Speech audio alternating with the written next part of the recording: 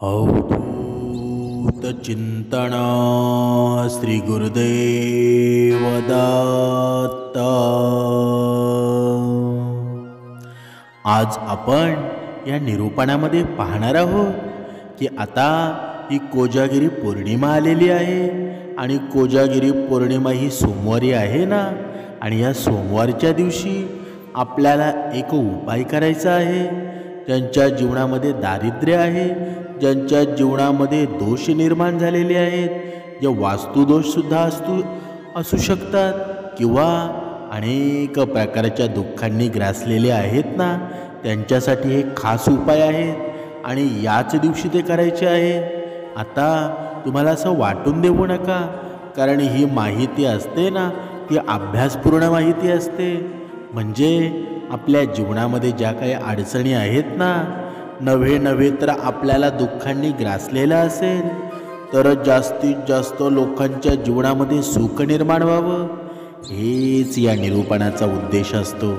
बाकी तुमचं जीवन जसं चालू आहे ना, तसंच चालू राहू द्या, पण आपल्या जीवनामध्ये भक्ती करूनसुद्धा, सर्व मार्ग करूनसुद्धा आपल्या जीवनामध्ये सुख मिळत नसेल ना, तर काही हे सणाच्या दिवशी केलेले उपाय असतात। ज्यांच्या जीवनामध्ये दुःख असेल ना, त्यांनी नक्कीच हे उपाय करा आणि नक्कीच यांचा फायदा तुम्हाला होणार आहे। शास्त्रामध्ये ही माहिती आहे ना, या अभ्यासपूर्ण माहिती तुमच्या जीवनामध्ये तुमचे कर्म जर श्रेष्ठ असतील, तुमच्या जीवनामध्ये तुम्ही कर्मावर चालत असाल, तर ही माहिती आहे ना, हे उपाय आहेत, या काही गोष्टी आहेत, तुमच्या जीवनामध्ये निर्माण करा। तुम्हाला नक्कीच या कोजागिरी पौर्णिमेला त्याचा फायदा होणार आहे। म्हणजे आता आपण पाहणार आहोत की समुद्र मंथनातून देवी लक्ष्मीचा हा जन्म आहे ना, तो शरद पौर्णिमेच्या दिवशी झाला ना। तुम्हाला या आख्यायिकासुद्धा माहिती असेल, त्यामुळं या तिथीला धन आणि समृद्धीसाठी विशेष महत्त्व आहे ना। म्हणजे ही धनाची स्थिती आहे, म्हणून या तिथीद्वारे हे जर आपण उपाय जर केले ना, तर आपल्याला नक्कीच त्याचा फायदा होणार आहे। म्हणजे द्वापार युगामध्ये श्रीकृष्णानं या पौर्णिमेच्या दिवशी चंद्रप्रकाशात महारस केला होता। म्हणजे यावर प्रसन्न होऊन चंद्रानं अमृत वर्षाव केला, अशी सुद्धा कथा सांगितली जाते ना। या दिवशी घरी लक्ष्मीची विशेष पूजा आपण करतो ना। म्हणजे कोजागिरी पौर्णिमेच्या रात्री चंद्राच्या प्रकाशामध्ये आपण दूधसुद्धा पितो। आपल्या पिढ्यानपिढ्या ह्या पूर्ण सण साजराच केला जातो ना। या दिवशी चंद्र पृथ्वीच्या अगदी जवळच आलेला असतो ना, आणि त्याचे किरण अमृतमय मानले जातात। म्हणजे चंद्र आणि पृथ्वीचा जास्त अंतर राहत नाही, भरपूर जवळ आलेला असतो, आणि जेव्हा तिची किरणं पृथ्वीवर पडतात ना, तेव्हा ती किरणं अमृतमय होऊन जातात। म्हणून या दिवशी आहे ना, बघा आपण दरवर्षी रात्रभर आपण बाहेर राहतो। असं मानलं जातं की लक्ष्मी प्रसन्न होऊन घरामध्ये वासच करते ना। म्हणून या दिवशी अनेक जण पौर्णिमा व्रत देखील करत असतात, परंतु शरद पौर्णिमेला केलं जाणारं हे व्रत आहे ना, बघा याला कौमुदी व्रत असं सुद्धा म्हणतात। म्हणजे ही कोजागिरी पौर्णिमा म्हणजे माता लक्ष्मीला समर्पित आहे। म्हणजे आपल्या जीवनामध्ये जर धनासंबंधी प्रॉब्लेम असतील, आपल्या जीवनामध्ये काही गोष्टींचे अडचण निर्माण झालेले असेल, तर आज आहे ना, या पौर्णिमेच्या दिवशी आपल्याला काही उपाय करायचे आहेत। म्हणजे ही कोजागिरी पौर्णिमेला आहे ना, हा चंद्र 16 कळांमध्ये असतो आणि हा चंद्राचा प्रकाश अत्यंत अमृततुल्य मानला जातो। त्यामुळे या दिवशी तुम्हाला अत्यंत प्रभावी उपाय करायचे आहेत। या दिवशी काही उपाय जर केले ना, माता लक्ष्मीचा आशीर्वाद प्राप्त होणार आहे। तर या सोमवारी म्हणजे कोजागिरी पौर्णिमेला एका झाडाला आपल्याला स्पर्श करायचा आहे, आणि त्या झाडाला स्पर्श करताना काही गोष्टींचे उपायसुद्धा करायचे आहेत। म्हणजे घरातील सर्व दोष असू द्या, दुःख असू द्या, तुमच्या जीवनामध्ये दारिद्र्य असू द्या, म्हणजे या सर्व संबंधीचे उपाय आहेत ना। घरामध्ये अखंड माता लक्ष्मी वास करेल, तर असं कोणतं झाड आहे की ज्याला आपण स्पर्श करायचा आहे, या संदर्भात आपण माहिती या निरूपणामध्ये पाहणार आहोत. ही जी पौर्णिमा तिथी आहे ना, ही माता लक्ष्मीला समर्पित आहे. म्हणून या दिवशी लक्ष्मी मंत्राचं म्हणजे स्तोत्राचं पठण आवर्जून करायचं आहे. या दिवशी कणकधरा स्तोत्राचं देखील पठण करावं. म्हणजे ओम श्री महालक्ष्मी नमः या मंत्राचा जप आहे ना, तो देखील तुम्ही करायचा आहे. त्याचबरोबर विष्णू देवतांची देखील आपण या दिवशी पूजा करण्याचा मान दिला जातो, म्हणजे महत्त्व आहे.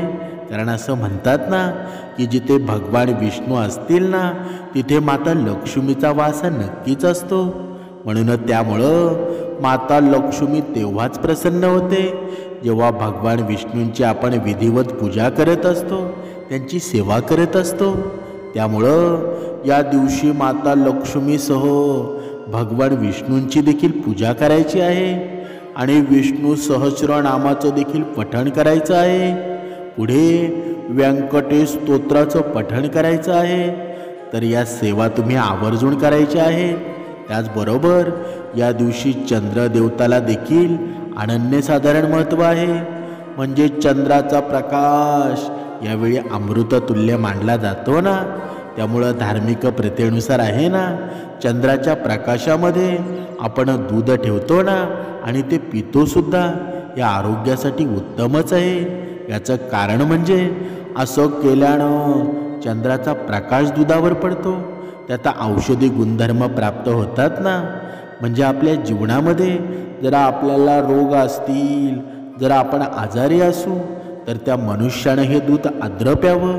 म्हणजे हे दूध पिल्यानं आपल्या शरीरातील रोगप्रतिकारक शक्ती वाढत असते. आणि चंद्र हा मनांचा भावनांचा कारक आहे ना, त्यामुळं मानसिक तणाव देखील दूर होऊ शकतो. तुम्ही डिप्रेशनमध्ये असाल ना, भरपूर तुमच्या या पूर्ण स्वभावामध्ये, तुमच्या या पूर्ण शरीरामध्ये राग निर्माण झालेला असेल, तणाव निर्माण झालेला असेल, त्याने हे दूध नक्कीच प्यावं. त्यामुळं या दिवशी आवर्जून या दुधाचा नैवेद्य आहे ना, तो चंद्रदेवतेला म्हणजे लक्ष्मीला अर्पण करायचा आहे ना. याशिवाय या कोजागिरीला आहे ना, भगवान विष्णू माता लक्ष्मीची पूजा सोबतच काही प्रभावी उपाय देखील करायचे आहेत. त्यामुळं तुमच्या मनोकामना देखील लवकरात लवकर पूर्ण होणार आहेत. म्हणजे वर्षभरामध्ये 12 पौर्णिमा येत असतात आणि प्रत्येक पौर्णिमेचं आपलं एक खास वैशिष्ट्य असतं. तसंच ही कोजागिरी पौर्णिमेला आहे ना, चंद्र तेजस्वी असतो. या दिवसाची प्रत्येकजण आतुरतेनं वाट पाहत असतो. म्हणून आता नवरात्रीची सांगता झाल्यानंतर देवी झोपी जाते ना, आणि कोजागिरी पौर्णिमेच्या दिवशी देवी उठते, अशी देखील मान्यता आहे. त्यामुळं हा सण अत्यंत महत्त्वाचा आहे. आश्विन महिन्यातील या शुक्ल पक्षातील या चतुर्दशी तिथीला आहे ना, या येणाऱ्या पौर्णिमेला कोजागिरी पौर्णिमा म्हणतात ना, आणि त्यालाच आपण शरद पौर्णिमा देखील म्हणतो. म्हणजे हिंदू पंचांगानुसार आहे ना, या आश्विन महिन्यात ही पौर्णिमा आहे. ही 6 ऑक्टोंबर रोजी दुपारी 12:23 सुरू होणार आणि दुसऱ्या दिवशी 7 ऑक्टोंबर रोजी सकाळी 9:12 संपणार आहे. म्हणजे तिचा उदय आहे ना, तिथीनुसार ही पौर्णिमा आहे 6 ऑक्टोंबर रोजी साजरी केली जाणार आहे. म्हणजे कोजागिरी पौर्णिमेच्या दिवशीचा हा शुभमुहूर्त म्हणजे आहे ना, यावेळेत तुम्हाला माता लक्ष्मीची, भगवान विष्णूंची किंवा कुबेर देवतांची, त्याचबरोबर गणपती बाप्पांची, चंद्रदेवतांची, या सर्वांची कृपा आहे ना, ती तुमच्यावर बरसणार आहे. म्हणून यांची आपण पूजा करायची आहे. तर त्याचा शुभमुहूर्त आहे ना 6 ऑक्टोंबर रोजी रात्री 11:39 पासून ते रात्री 12:34 असणार आहे. म्हणून या दिवशी आपण अत्यंत सात्विक राहायला हवं. आपल्या या मुखातून अपशब्द बाहेर निघू नये. म्हणून या दिवशी आहे ना, बघा, जागरण आपण करायचं असतो ना, कारण माता लक्ष्मी साक्षात पृथ्वीवर फिरत असते. म्हणूनच या दिवशी तुम्ही जागरण करत असताना कोजागृती म्हणजे कोजागिरीचा अर्थ असा आहे ना की कोण जागा आहे. कोजागृती हे पाहण्यासाठी आहे ना. माता लक्ष्मी पृथ्वीवर भ्रमण करत असते. त्यामुळं माता लक्ष्मीचं नामस्मरण नितांत या दिवशी करा. हा उपाय आहे ना. आता तुम्हाला एक उपाय सांगणार आहे की कोणत्या दिवशी कोणत्या वेळी आणि कशा पद्धतीने उपाय करायचा आहे. जेव्हा तुम्हाला वेळ भेटेल ना त्यावेळी तुम्ही या झाडाला स्पर्श करायचा आहे. या झाडाला स्पर्श केल्यानं माता लक्ष्मीचे तुमच्यावर कायम आशीर्वाद प्राप्त होणार आहेत. या झाडाला स्पर्श केल्यानं तुमच्या घरात कधी धनसंपत्ती कमी पडणार नाही. कारण ही माता लक्ष्मी आहे ना ही साक्षात या झाडामध्ये वास करत असते. म्हणूनच या दिवशी आहे ना या झाडाची पूजा करण्याला अत्यंत महत्त्व आहे.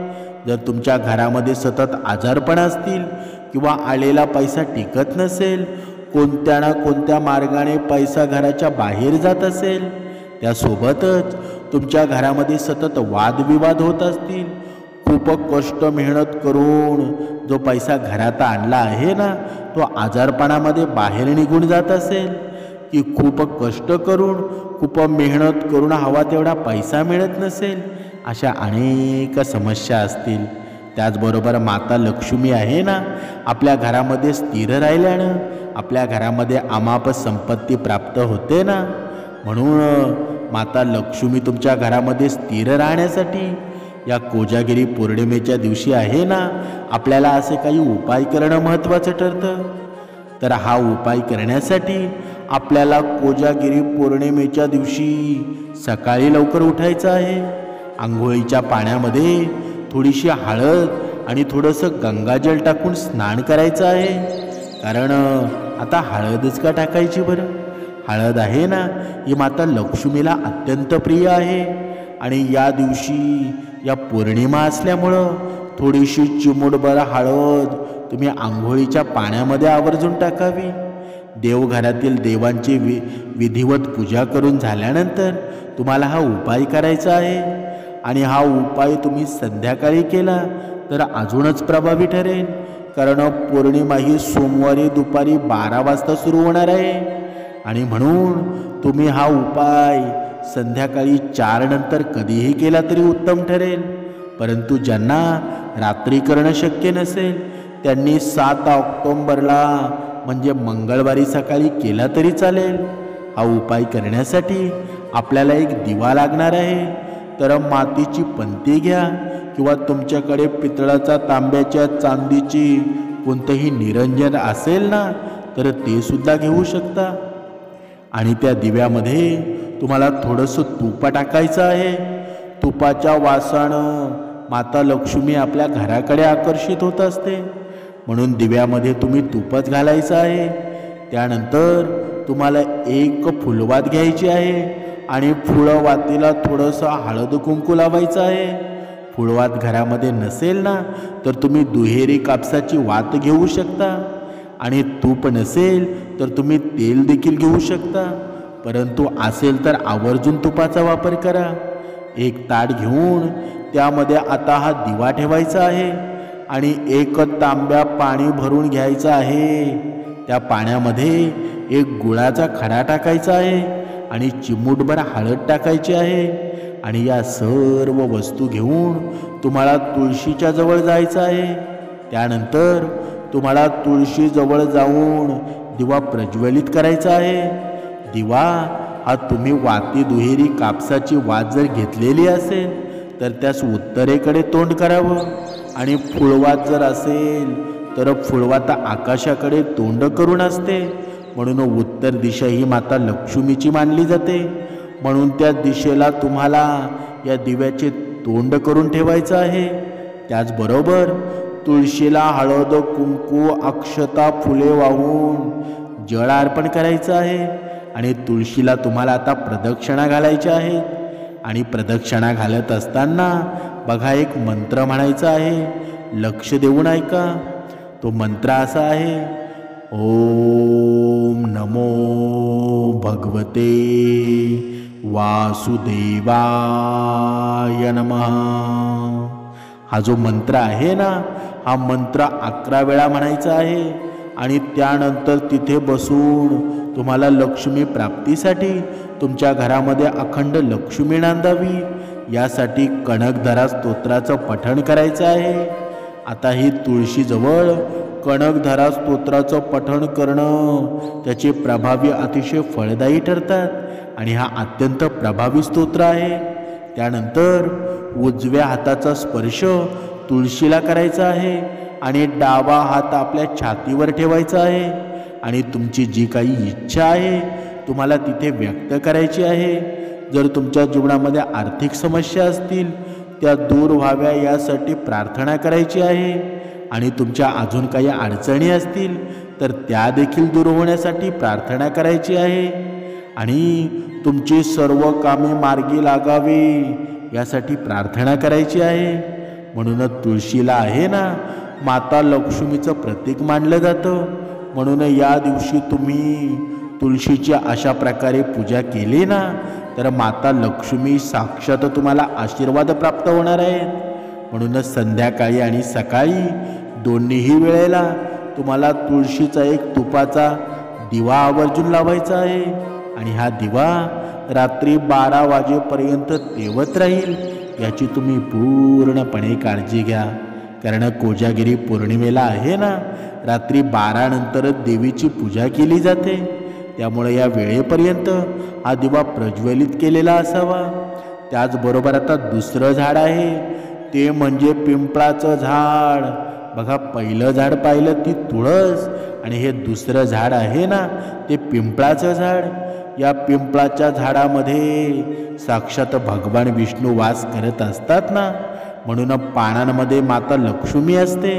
म्हणून या कोजागिरी पौर्णिमेच्या दिवशी या तिथीवर या पिंपळाच्या झाडाखाली एक तुपाचा दिवा लावावा आणि या झाडाला जळ अर्पण करावं। त्यानंतर या झाडाला स्पर्श केला तर साक्षात भगवान विष्णूंचे माता लक्ष्मीचे आशीर्वाद प्राप्त होतील। त्यानंतर तुम्हाला 11 प्रदक्षिणा घालून डाव्या हाताचा स्पर्श तुमच्या छातीला आणि उजव्या हाताचा स्पर्श तुम्हाला झाडाला करायचा आहे। तुमच्या ज्या काही मनोकामना आहेत तिथे व्यक्त करायच्या आहेत। या दिवशी या झाडाला स्पर्श करून तुमची जी काही इच्छा आहे ती बोलून दाखवली तर तुमची इच्छा ती लवकर पूर्ण होत असते। तर तुमच्या घराजवळ कुठे पिंपळाचं झाड असेल तर आवर्जून या झाडाला स्पर्श करून घ्यायचा आहे।